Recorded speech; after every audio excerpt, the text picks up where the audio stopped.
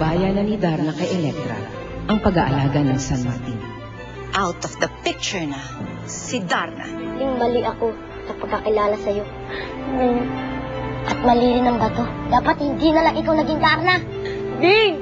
Ngunit lingid sa kalaman ng lahat, may masamang plano na matagal nang binubuo si Electra. Nating misyon! Misyon? Anong misyon? Misyon para ipalaganap ang pagmamahal at katahimikan sa buong mundo. Parang iba yung kutob ko eh. Feeling ko may gagawin siyang masama. Kung sisiraan mo lang si Electra sa akin, ay huwag mo na ituloy. Sasabihin natin kay Narda ang katotohanan. At kapag nagkalapit sila ng gusto, doon papalasin si Madam Anne. Patuloy sina Serpina at Impi sa kanilang maitim na balak upang saktan ng mag-inang Alicia at Narda. Kasabay nito, bumalik na sa bayan si Angel. Buhay nga si Alicia! Ang tanging taong may hawak ng lihim na relasyon ni Narda at ng kanyang tunay na inang, si Alicia. Samantala, Akala mo ba matatakasan mo si Electra? Sinasabi ko na nga ba eh, nasa loob ang kulo ng Electra na yan. Ito ang nararapat sa'yo.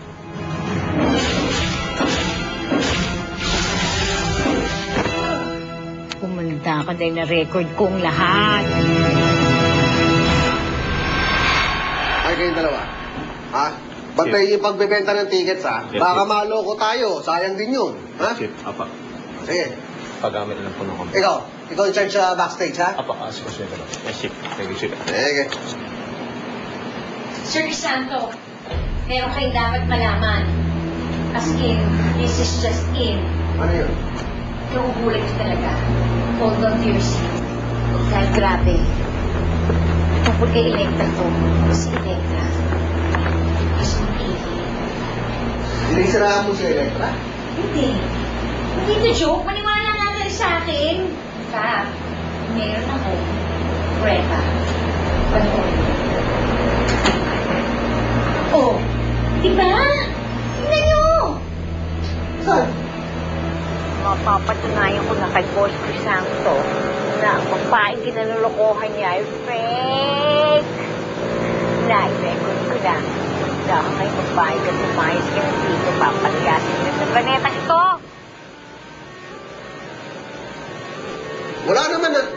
Ay, Prinsesa, ikaw tigil-tigilan mo kami, ha? Wala kami panahon dyan sa mag-iimbento mo ng storya. Ano yan? Wala ka naman na unan. Ha? Pero, kitang-kita ko talaga pinating niya yung tao. Hoy, ikaw, ha? Kung magawa ng storya, ha? Sisiraan mo lang si Electra. Bakit naman sa Maynila pa? Napakalayo naman yata nun. Tsaka, parang ayaw mo naman magpadalaw niyan. Ha? Si Inay kasi ang may gusto nun eh. Pwede ba akong dahilin sa'yo? O naman. Ano yan? Pwede bang dadalaw ka dito sa ospiso kahit wala na ako? Bibisitahin mo pa rin yung mga bata. At saka si Bing. Huwag mo siyang pababayaan, ha? Alam ko na hindi kayo malapit sa isa't isa. Alam ko na nakukulitan ko sa kanya, pero Pancho, mabait yun. Yun nga lang, malikot. At saka usisero, kaya madalas napapahamak siya. Babantayan mo siya, ha? Tsaka si Miss Perfecta. At saka si Aleli. Ikaw nang bahala. Hindi ko alam kung paano magpapaalam sa akin ang islan kong pamilya. Pagod na kasi ako eh. Hirap na ako. Alam ko na hindi ko matatakasan kung ano yung nararamdaman ko, pero Pancho, pagod na ako.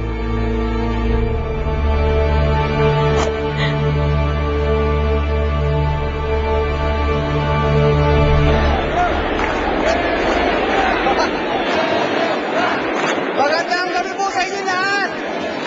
Excited ba kayo? Baka po excited na kayo kaya hindi ko na matatagalin. Pakikilala ko na sa inyo ang Super Electro Magnetic Star of the Universe, si Electro!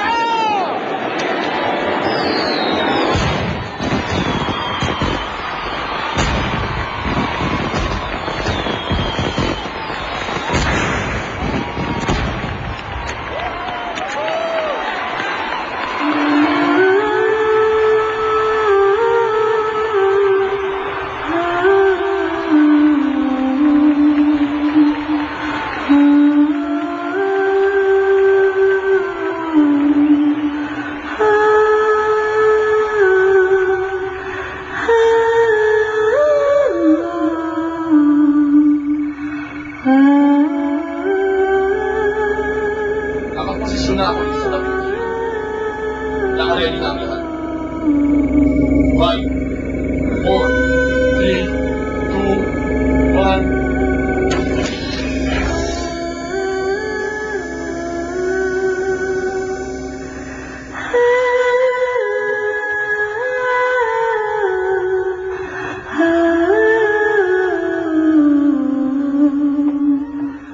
Sir Crisanto, please naman nung paniwalaan mo nga ako. Ay, gagawing mission niya si Electra, kaya siya nandito sa Earth. Dinig na dinig ko, gagawin niya na yun ngayong gabi na. Nakakatakot, sir. Alam mo ang kulit mo, ha? Ano ba yung mission na yan? Go!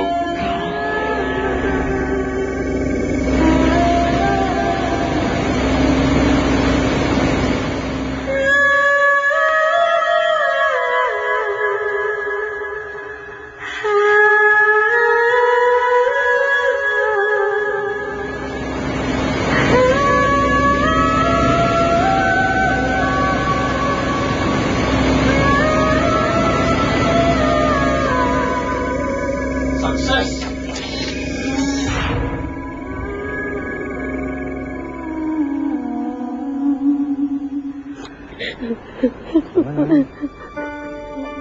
Sige.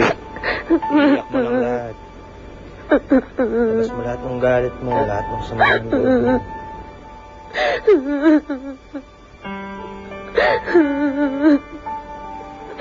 Kasi hindi ko alam kung anong gagawin ko eh.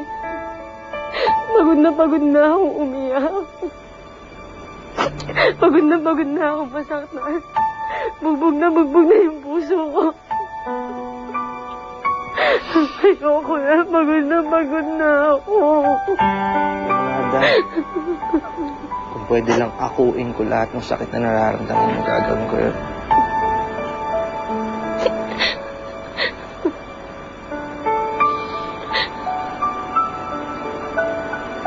Bakit kasi kailangan pa umatay ni Eduardo? Bakit kailangan niya pa mawala sa buhay ko? Hindi ko alam. Hindi ko alam, Nada. Ang tanging alam ko lang, hindi dapat tumigil yung mundo mo dahil nawala si Eduardo. Alam mo kung bakit? Ha?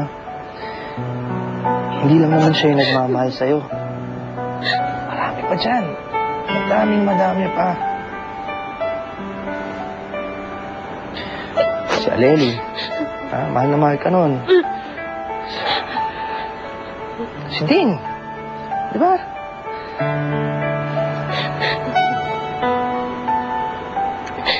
Ako. Mahal kita, Nada.